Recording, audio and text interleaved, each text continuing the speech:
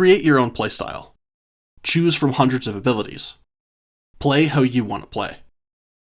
These days, letting players design their character is a requirement.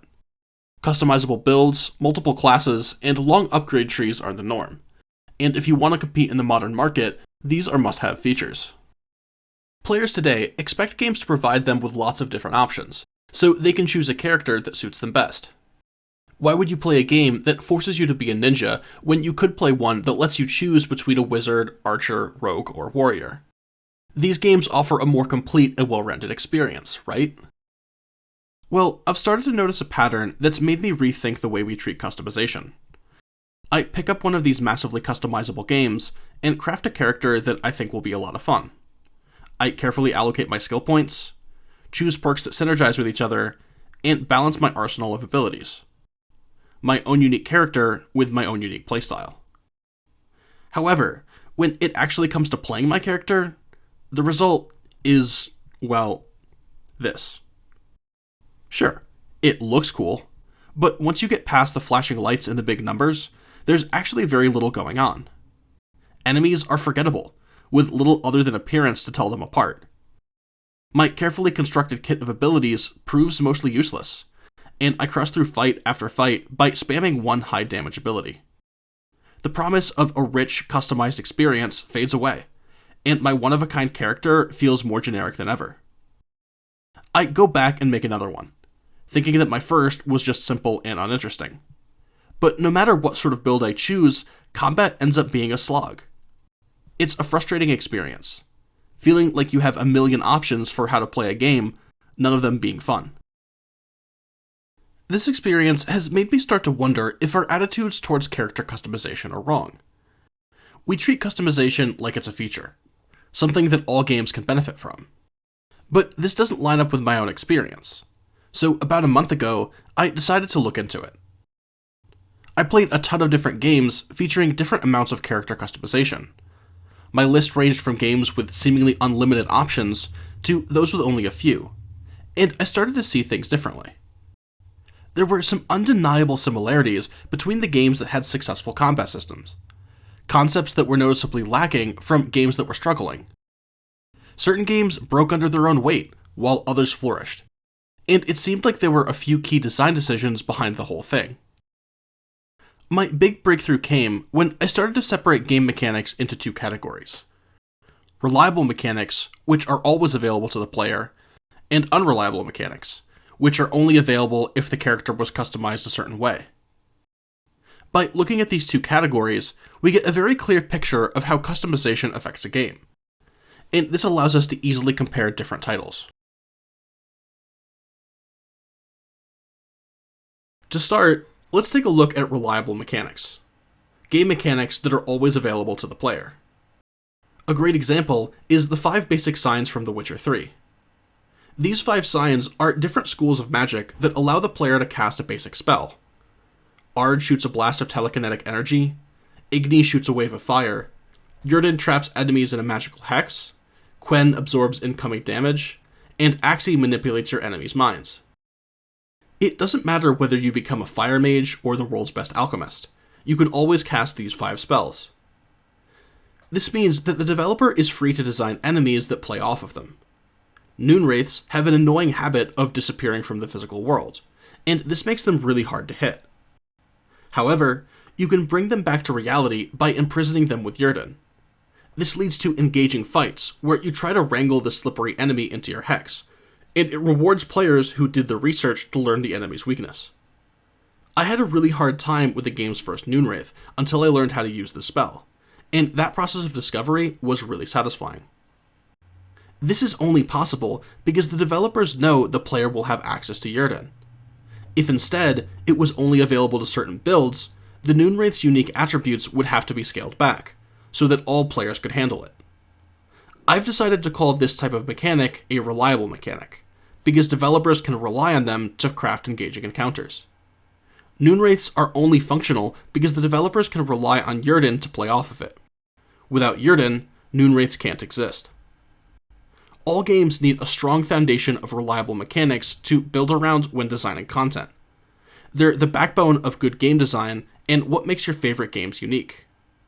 But this is a video about character customization, and reliable mechanics are inherently uncustomizable, because they have to be the same for every player. So we need to move on to our second type of mechanic, unreliable mechanics. These mechanics are only available to certain players, depending on how they choose to customize their character. In order for a character to feel unique, there need to be certain mechanics that are only available to a select group of players. It wouldn't be very fun to carefully build a fire mage if every character automatically got access to the best fire spell in the game. Players want to be rewarded for their role-playing decisions, and some simple stat changes are not going to cut it. Back to The Witcher 3, let's take a look at the Fire Stream ability. This is an extra ability players get for investing their upgrade points in the Igni skill tree. It isn't required for anything in the game, but it gives players an extra way to burn through their enemies. Unreliable mechanics are the soul of games that sell themselves on character customization, and they're why we love our individually designed characters.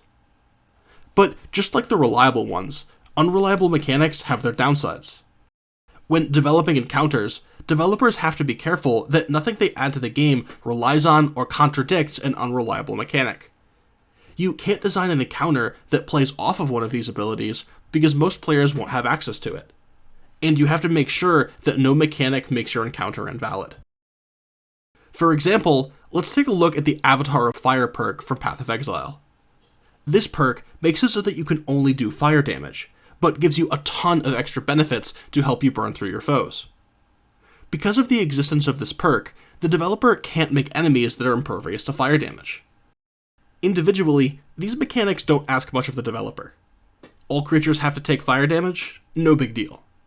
But when you look at the entire list of limitations, these mechanics can blanket the developer in restrictions.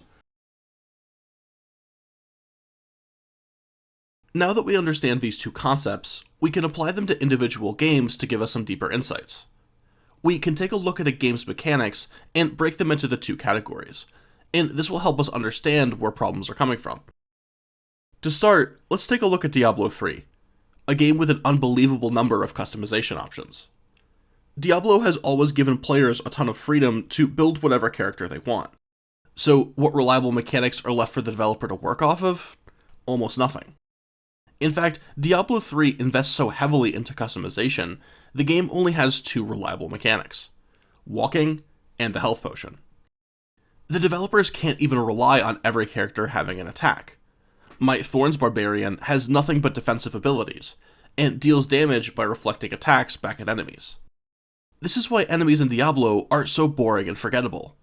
The developers have few reliable mechanics to build off of, so they just end up being damage sponges. The few unique interactions the game does offer play off of the walking mechanic. Some enemies have area of effect abilities that you move away from to avoid taking damage. You might step away from a poison puddle or deftly maneuver around some ice traps, and this can make some encounters feel fresh. However, a number of other customizable features make these mechanics less appealing. Certain builds have so much health that there's no reason to worry about taking damage from traps and explosions.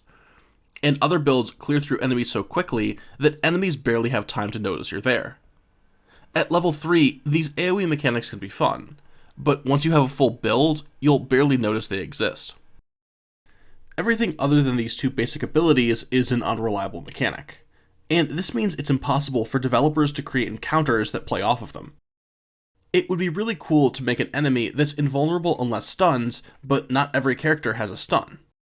Diablo's enemies aren't boring because the game doesn't have interesting mechanics. The enemies have to be generic to play along with every build, and this gives the developers almost no creative freedom. This doesn't just apply to top-down hack-and-slash games like Diablo. The Elder Scrolls Skyrim paints a very similar picture, despite being an open-world first-person game. The only reliable mechanics here are walking, running, and jumping, and for the most part, the combat is predictably uninspiring. Most enemies are little more than animated training dummies, who waltz around, peppering you with minor damage before being torn apart. Tougher enemies present a bit more danger, but not much more depth. When facing a high DPS enemy, the only consideration I make is if I can kill it before it kills me. However, I will give a special shout out to the game's dragons, which are incredibly well designed given the limitations. These fire breathers prove that it is possible to make interesting encounters with few reliable mechanics, given enough time and resources. But let's be real here.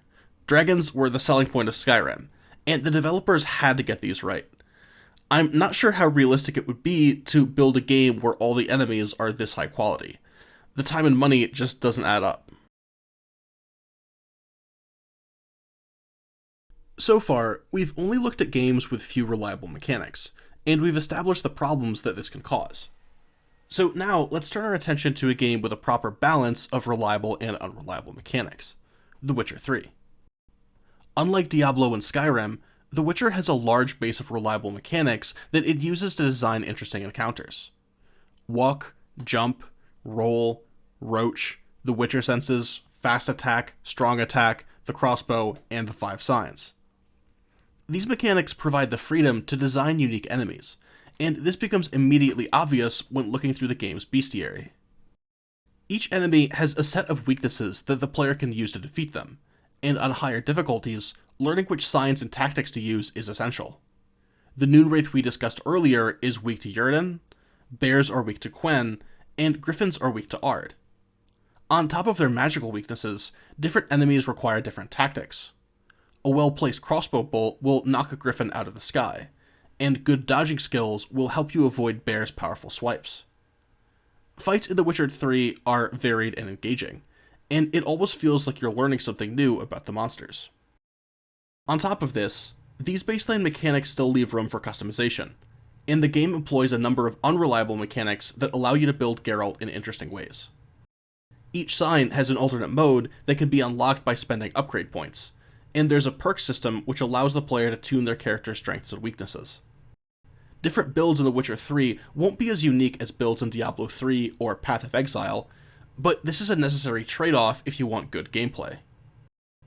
The Witcher has definitely found a successful balance, but I don't want to act like it's the be-all end-all for well-designed customization. It seems like they still could have done more to make the various builds and skills unique without sacrificing the gameplay. Somewhere in there is a sweet spot between reliable and unreliable mechanics that I don't think any game has fully hit yet. But what isn't helping to find this balance is the race to the bottom we seem to be in, where games sacrifice all semblance of good gameplay to eke out just a bit more customization. I think games like Diablo, Path of Exile, and The Elder Scrolls actually have a lot of potential to find this balance if they want to. But this could easily alienate fans who don't understand why the game's customization is being scaled back, a risk that studios are unlikely to take. Still, I know that there are people out there who are looking to push the envelope, and I'm excited to see what the next wave of developers does with character customization. Thanks for watching.